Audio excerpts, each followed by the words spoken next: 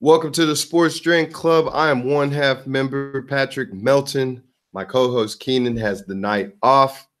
And yes, we are back. It's been a little bit, but full in effect. And we have lots of stuff to talk about. Finally, this weather is a little bit better. And I've got my boy James in the house, engineer tonight, hanging out. He's eating. What are you eating, James?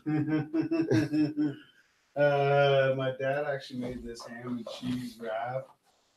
It's got 9 grams protein. I don't know the brand. I don't think we're sponsored, but maybe if sponsors want to hit us up. Ham, cheese, avocado. Got the mustard, and then you got the.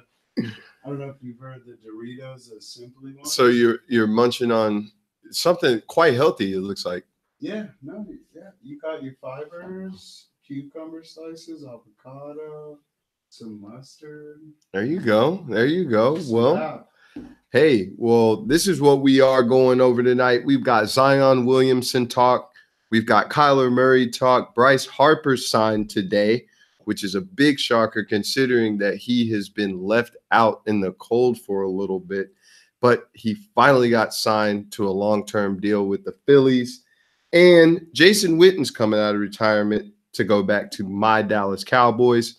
We got some famous birthdays. And of course, we will be speaking about my picks that's coming up Friday and hoping that someone can win some money out of it. But first thing is first, I want to talk about Zion Williamson.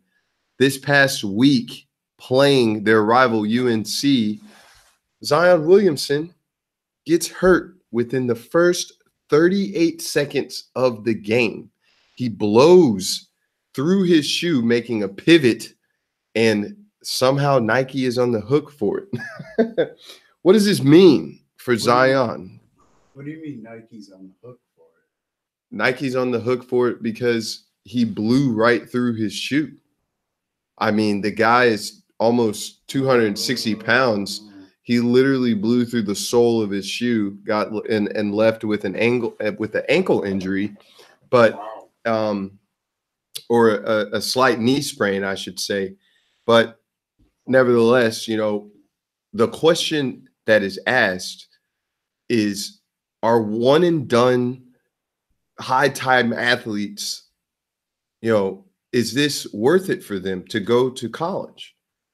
And in my case, how I feel about this is that college is a choice that you make because, when you graduate high school, obviously you want to go to a school that not only is representative of what you're looking to study, but also, going to a college it's part of life. I mean, everybody goes to college. I know that I went to college. James went to college. But for Zion Williamson, okay, he doesn't necessarily have to go to college because he is the type of once in a generation athlete that comes across anybody's radar, okay? You got a guy out of South Carolina. I can't remember the high school that he's out of, but 6'8", built like a brick house. I mean, the dude looks like he looks like a defensive end or an offensive lineman. This is how big he is. And I also heard that he got a scholarship offer from LSU to play football, and he never played football at all. But where does this leave the whole one and done situation? Okay. I don't mind the whole one and done situation as long as these sorts of mishaps don't happen to a star athlete who's going to make millions of dollars in the NBA, And with this being said, I just don't understand why Zion would come back, especially in the case that he's going to be making millions of dollars next year anyway as a first-round pick. But he chose to go to Duke, which I can understand why if somebody wants to come back and continue to play after this injury because you chose to go to a school that is a high I mean, it's a high caliber basketball school. Okay, high power, blue chip type place that you go play basketball. I mean, most people who go to Duke, to be honest with you, I mean, probably have more star power than they actually do in the NBA, depending on who you are. How old is he? Oh, he's only 18. Jeez. The guy's 18 years old. 6'8", what? He's 6'8", 240, 250, something like that. Maybe a little bit more than that. But, you know, the thing is Zion is such a special athlete that I wouldn't be upset if he didn't decide to come back for the rest of the year. And there's a lot of analysts and there's a lot of people out there and reports that say, you know, well, he shouldn't come back. And I know that there was a lot of athletes who came out that night when he got hurt and said that he shouldn't come back.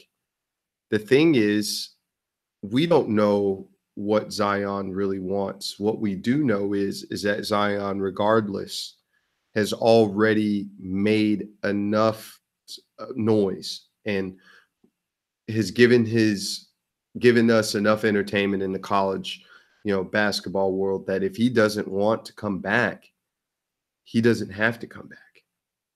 And us as the consumer should be okay with that. But on the other hand, I'm going to play devil's advocate. If he decides to go back to Duke, it's because you want to go play for Mike Krzyzewski and you want to be a part of a legacy that you call Duke basketball. People go to Duke, especially if they're a basketball player, to play for Duke, to play for Mike Krzyzewski. You don't get an opportunity to do that. This guy's not going to Long Beach State and was the highly touted guy coming out of Long Beach State. Heck no, I wouldn't come back for that. I mean, if I were in his shoes, I wouldn't come back at all. But I can understand if he comes back to that, it being Duke basketball. You've got some of the greatest NBA players who've come out of Duke. Which brings me to the question is college really worth it if you are a top tier athlete and knowing that you're going to go to the next level? In my case, the reason why they changed the whole age anyway for the NBA is because we had a whole bunch of people out of high school who never panned out in the NBA and got paid for it. Well, the NBA has now lowered the age back to 18 to draft eligible amateur athletes. It used to be at the age of 19, which basically forced you to go to college. Yeah, exactly. But now, since they've lowered the age to 18, what does this mean for highly touted athletes who are coming out of high school? It could be a situation to where they could go overseas in Europe and play basketball for a year and then come back to the NBA. But now you're opening the door to amateurism out of high school again, potentially, or having someone come out of high school and not play at all. Well, what about the AAF? What is it? AAF? The AAF is for football. But this is for basketball. The thing is, at the end of the day, it leaves the door open for amateurs that are coming out of high school that are highly touted for the professional ranks. And in my case, I feel like anybody that is coming out of high school and has an opportunity to play professional basketball, and if you're forced to go to college, by all means, please, I say experience the whole, college basketball scene. That's definitely a once in a lifetime thing for some individuals who played athletics who end up going, to play in the professional ranks, or even if they didn't get a chance to play at the professional ranks, playing at a big tier D1 college where you're playing in front of thousands of fans, where you're getting the star power of someone that's in the NBA, but you're not getting paid for it. By all means, go. But if you're someone like Zion Williamson, I don't think that college is even worth it, especially with a freak injury like this. Now, he's not out for the season. He's most likely going to come back and play, from what the reports say. But if I were him, you have nothing else to prove. I mean, honestly, you have nothing else to prove to anyone. You have given college basketball enough with the highlights, with the big draws and the big games that you have on prime time, with the money that's being made through these networks, through the money that's being made for Duke. People don't know that the Duke UNC basketball game, not only did you have celebrities in there like President Obama, people were paying $10,000 for a ticket. $10,000. I mean, there's no way that I'm going to a college basketball game for $10,000. And you know why it was $10,000. It was because of Zion Williamson. No one else has had this sort of star power like he's had on the college ranks in a long time, if ever at all. I mean, you had all types of people keying in just to watch Zion Williamson. Once in a lifetime talent. Why waste it here at college, getting hurt, and potentially derailing your career because you wanted to play college basketball? Another news, Johnny Manziel is back in it. Money making Manziel. Money phone Manziel. Johnny Football, as you would most know him, notably know him as. Texas A&M legend, Heisman Trophy winner, first round pick to the Cleveland Browns, and somehow found himself in a situation in Canada where he was competing for his spot to Levi Masoli, who used to play in used to play for the Oregon Ducks, then then afterwards transferred to Ole Miss. When Johnny Manziel got signed to the CFL, he went to British Columbia. Can't quite remember who the mascot is, but he was up there. He was up there in Canada, man. You know, he was in Britain. No, he was looking for he was looking for another. He was getting another opportunity in Canada to play, to play football. You know, he wants to resurrect his name, because if you don't know anything about Johnny Manziel, and for any of the listeners who don't know, when he did get drafted by the Cleveland Browns, it didn't last very long at all. His first season was a dud. It ended in injury. Second season was a dud. It ended up ending with him basically bowing out of the league because of substance abuse. Then he had some issues with his girlfriend, stuff like that. I mean, the guy just couldn't stay out of trouble. It's well documented that, he smoked a lot of weed, well documented that he, did cocaine, loved to party. Remember the, pictures with Drake, pictures with LeBron. Everyone loved this guy. This guy was a household name. And in a matter of seconds, it's gone, and he's up in Canada. Up in Canada with his first team, British Columbia, with Levi Masoli. The head coach was Mike Sherman.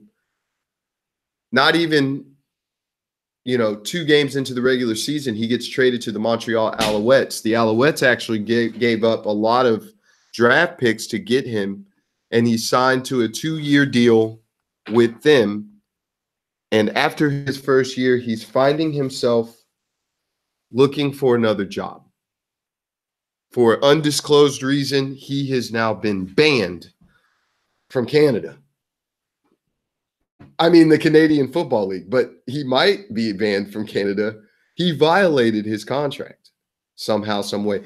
And there hasn't been any, reports coming out on why. It's probably going to be the best for Well, the thing You is know, that life goes on. life You does gotta go do- on. You can't go to the past and fix it. Well, the thing is, James, is that he may not get another opportunity That's to true. go and play professional football in the NFL. He may not even get an opportunity to play professional football, period. Now, me personally, I am the person of second and third chances, sometimes fourth and fifth chances, especially when it comes to professional athletes. Josh Gordon got a ton of chances with the Cleveland Browns, but Josh Gordon is also a freak of nature talent. Not to say that Johnny Manziel is not, because he sure did make me get out of my seat when he was in college and he was playing at Texas A&M, and him spinning around and improving a lot of plays and making these spectacular throws. And of course, the money sign. Everybody, they love that stuff. They ate it up, but now he finds himself, 4 years removed away from the league, and also potentially still getting into some of the same troubles that he got into when he was in college and in the I NFL. think we're going to see a lot of that. Well, we are. I mean, but the kid, Johnny Manziel, what people also don't know about Johnny Manziel is that, this guy, he comes from a super affluent family. Okay. I mean, his dad's like a oil tycoon. Okay. So he's got money. I think money's the issue, not for someone like Johnny Manziel. He's trying to stay relevant in the football world, but for some reason, he just can't figure it out. I don't know why it is. You've got an opportunity to resurge your name, and he can't figure out why. He's 18, right? No. 17? Yeah, no, he's well in his 20s now. I mean, the guy's. Oh, yeah, that was, what's his name? Yeah. He's well in his 20s now. The thing. Later 20s or early? No, early 20s, 24. All right, The thing, the thing is that he's already had opportunities to play professional football, and who in what league is going to give him an opportunity to do that? And this is where Johnny Manziel's name has been tied into the AAF and into the XFL. If you are looking for a household name and you're looking to boost your ratings, why not sign Johnny Manziel? But the thing is that what may come along with it. The off-the-field problems, the focus, maybe even the talent. Who knows? We don't know. But Johnny Manziel has been tied to both the AAF and to the XFL. Hopefully, someone will give him another opportunity, but I don't know if that is the case. But does he truly deserve another chance? Can a team trust Johnny Manziel, even if you're in the AAF and even if you're in the XFL? I think he deserves another chance to play. Let him play. He's not going to play into the NFL. He's not going to play in the NFL at all. No one's going to give him an opportunity. But if you're someone like the San Diego Fleet, or if you're someone like the Birmingham Iron, and you're looking to put some butts in the seats, there's no way that I wouldn't sign Johnny Manziel. By the way, James is having an incredible sandwich. How's that sandwich, man? We get that key fob. Some of the best things about Johnny Manziel, that's what makes him Johnny Manziel. I mean, the attitude that's on the field, because when Johnny's on, he's on. I mean, he honestly is one of my favorite athletes to ever watch. He's fascinating in that sense. Fascinating in that sense because he makes plays that other people don't. It's like watching backyard football. There's no structure to it. That's what you imagine. You're playing 1,000, 1,000. You're back there scrambling around. You're doing everything, running around in circles, spinning. That's what makes it amazing to watch Johnny Manziel. I mean, it's like ad-lib is some of the best football to watch, you know? But I don't know if some owner out there, some GM out there, even if they are in the AAF, even if they are in the XFL, do you want to bring that media type of attention to your team? One can look at it one way and say, yeah, I don't mind the attention because we're in the AAF. We need more attendance. We need more eyeballs watching. We want to continue our brand. They signed a big-time contract with CBS, and I don't think it would be a bad idea to sign Johnny Manziel simply because he is going to put butts in the seats. And now, since he's back in the American football, you got more eyeballs watching. No one could tell me when the next Montreal Alouettes game was on national television, you know? I mean, let alone who was searching to even see where Johnny Manziel was at if you weren't watching ESPN. Most people thought he was out of the league, to be honest. And even if you did know that he was in Canada, were you really trying to tune in to find the channel to watch Johnny Manziel play against the Saskatchewan Roughriders on a Saturday morning or a Saturday night or a Friday night? I don't think so. So I think it would be a great idea for Johnny Manziel to get back into American football, whether it be the AAF, whether it be the XFL. That's if a GM or a coach wants to give him an opportunity to play, because what comes along with it is definitely drama. Bryce Harper signs to the Phillies today for a 13-year, $330 million contract. $25 million a year with 0 opt-outs. If you ask me, it sounds like more of a death sentence than it does an actual contract. I mean, this is a ball and chain contract. Bryce Harper, along with Manny Machado, took a lot of headlines this offseason simply because 2 of the main stars of the MLB were not signed. Now, we know that Machado is down in San Diego and signed a big-time contract. So that left Bryce Harper, who had met with various teams, San Francisco, Dodgers, who he met with a few times, with them trying to work out a short-term deal that didn't quite make a splash. But we all knew that the Phillies was looking for him.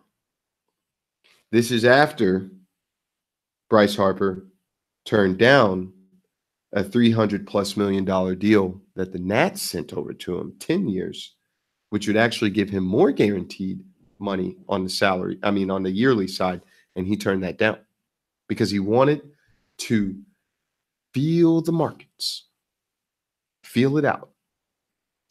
I mean, with somebody backing you like Scott Boras, you thought that he was going to be the one to have the first $400 million deal, but it didn't happen. He ended up signing this obscure 13-year, $300 million contract. I don't know if this was necessarily the best thing for Bryce. It sounds like a terrible contract in the grand scheme of things when you're talking about guaranteed money in baseball in the MLB. I mean, he turned down an opportunity to get more money a year. He turned down a team to give him a 5-year contract that would have given him more money a year. He's actually now locked in with a team for 13 years, and he's making less money, and he cannot opt out. Maybe he's not up for the money. Maybe not, because there is a good opportunity that the Phillies could end up bringing Mike Trout. Maybe that was the thing, is that could the Phillies possibly be some cooking something up to bring in Mike Trout for next year? Who knows? Because I don't think that this was the best thing for him. I don't think this was a good deal at all. Not for the Phillies, not for him, and especially for Scott Boras. I bet this sums it up as an L for Scott. I mean, the guy was trying to get him $400 million. And all 32 MLB teams stood up and said, no, we're not doing that. And the players kind of barked back and forth with, GMs and giving out different opinions and whatnot. Players feel like that they should get paid for what they're worth and what they've done.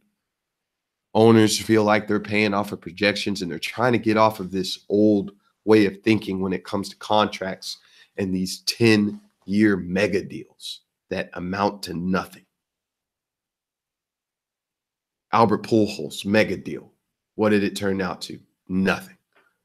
Alex Rodriguez, mega deal with the Yankees and the Rangers. What did it turn out?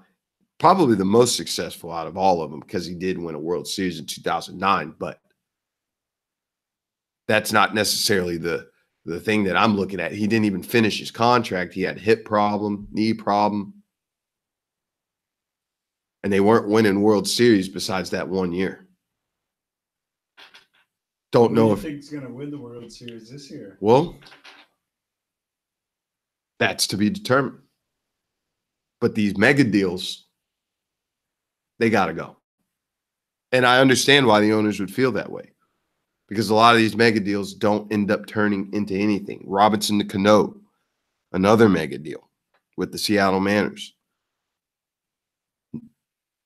Nothing. Josh Hamilton, nothing.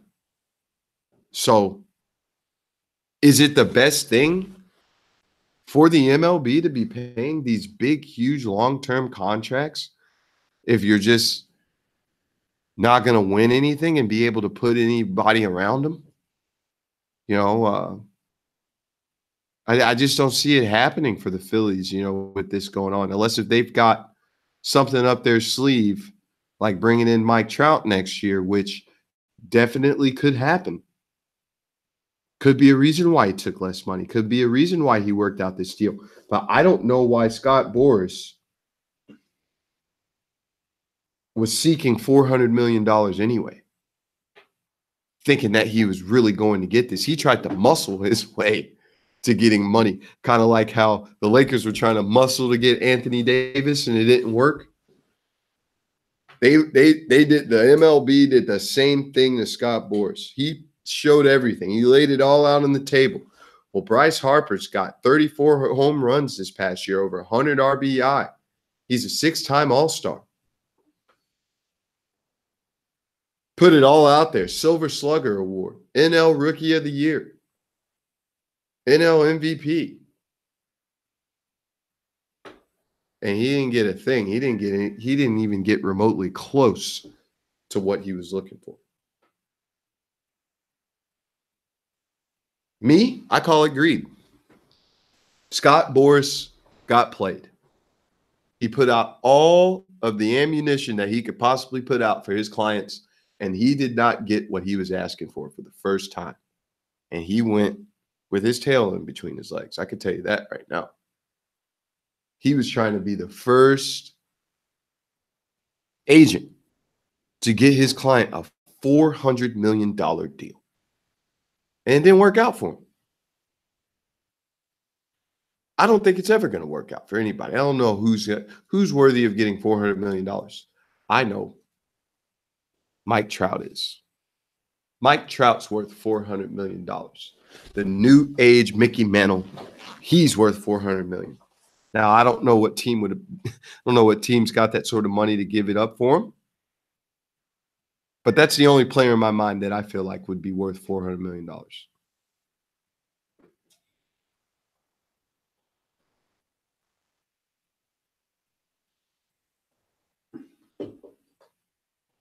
Famous birthdays.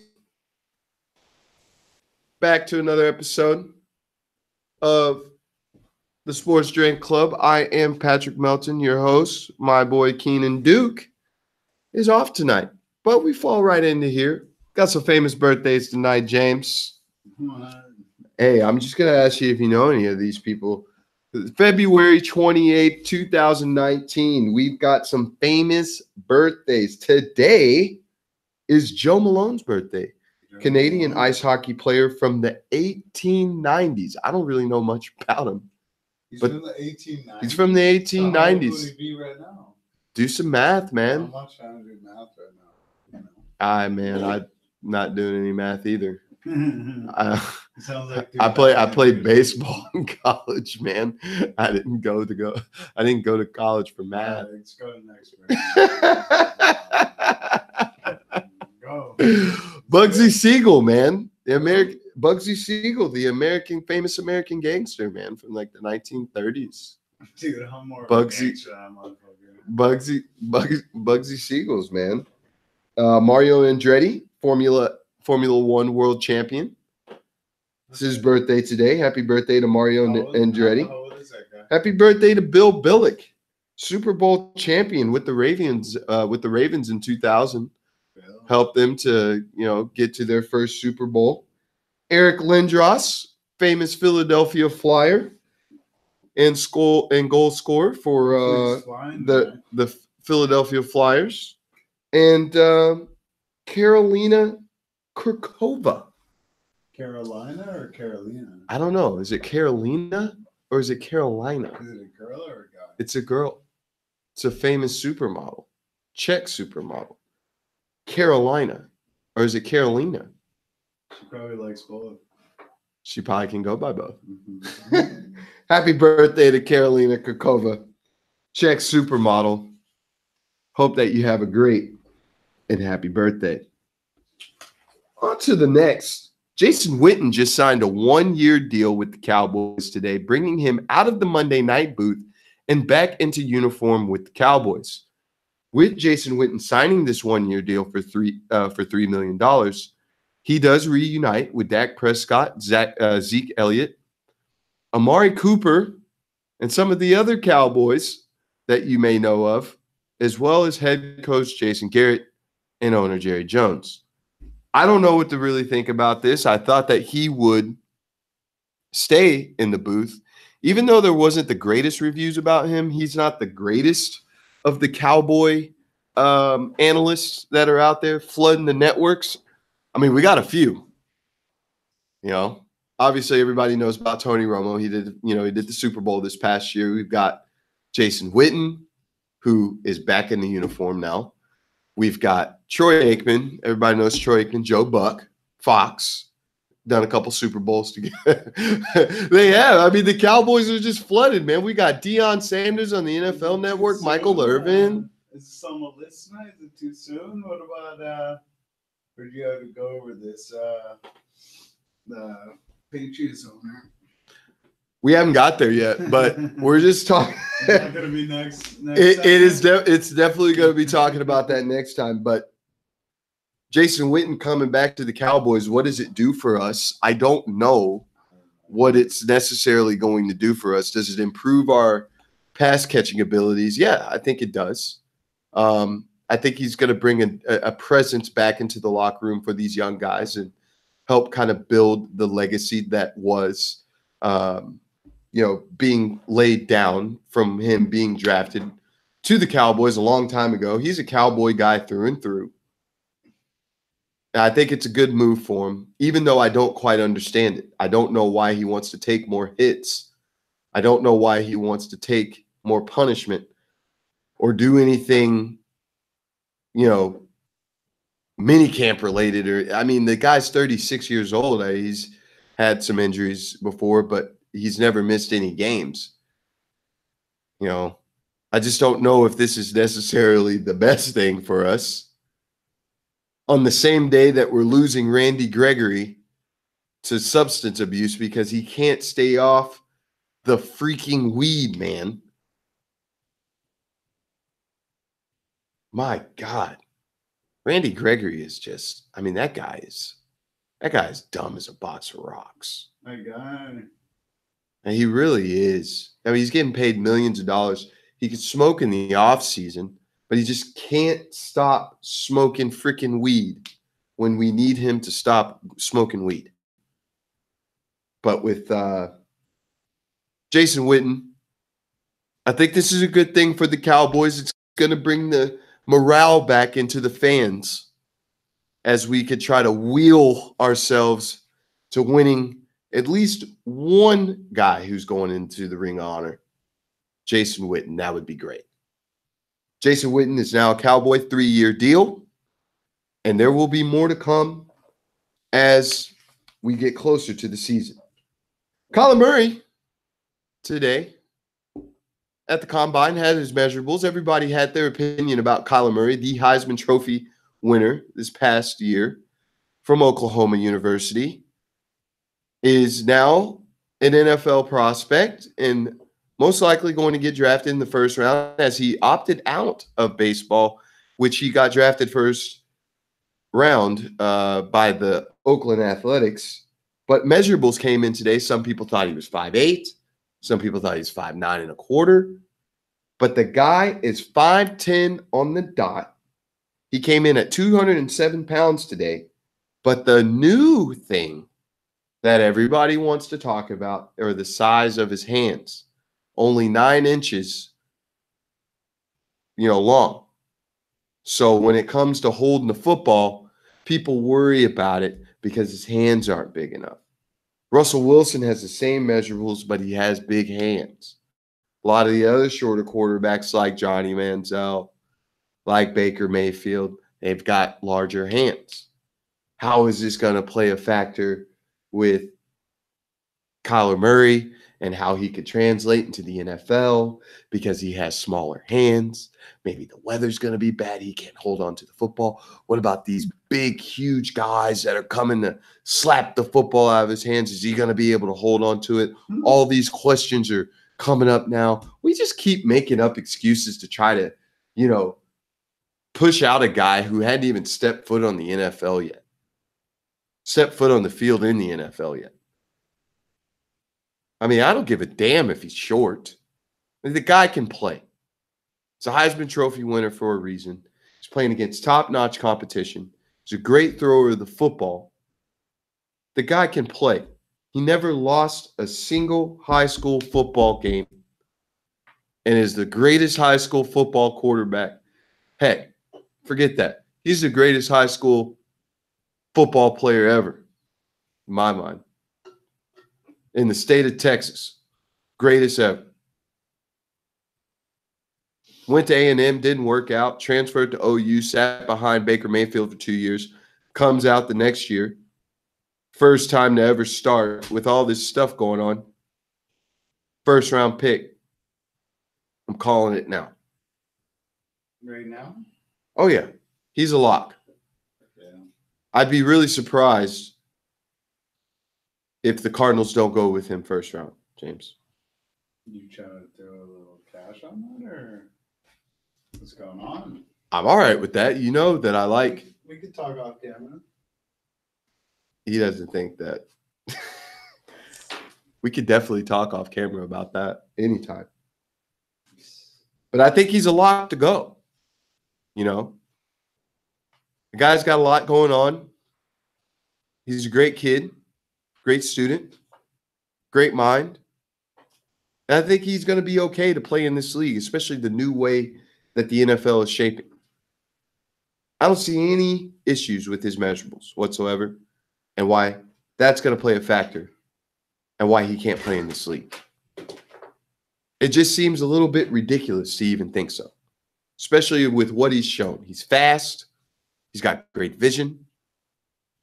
Everybody just wants to knock on him because he's short. Only time will tell, and he will be a first rounder. Whether you like it or not, Kyler Murray is going to be a first rounder, and the NFL better get ready for it because this guy can absolutely fly, and he can play some football. Wrapping up here, got my hot picks for this Saturday. Obviously, everybody knows that I like to do a little wagering every now and again, but I want to give you some free picks for this weekend. We've got Columbia versus Brown, a little Ivy League battle. I'm not going on a spread. I'm not picking a winner.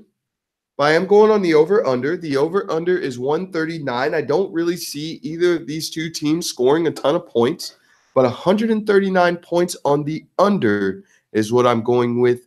You can book it. Celtics -9 over the Wizards. I'm taking it. The Celtics have taken a step back. Obviously, a lot of people have been watching the drama unfold as they have been losing games. It's not unlike them, but it is kind of like them considering that they've had a lot of drama this year. They've gone back-to-back games where they have gotten their butts absolutely torched by 20 points or more. Look for them to bounce back over the Wizards -9. Look for the Bucks to cover this week over the Lakers in LA. I like Giannis beating the Lakers by at least 3.5 points. Don't think that the Lakers are all there, even though they're trying to make a playoff push.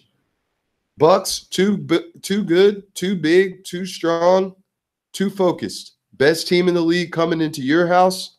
I don't think that it's going to be close for long. I think the Bucks end up pulling away and covering 3.5. It's been great sitting with you guys tonight. Know that we were rolling solo. James, appreciate you stopping by tonight, man. It's nice of you to bless me with your presence. I wish that you would have given me some of your sandwich, or what were you eating over there? Some sort of turkey wrap or whatever you was eating. But thank you so much. We'll see you soon. Drinks up, and Sports Drink Club is out.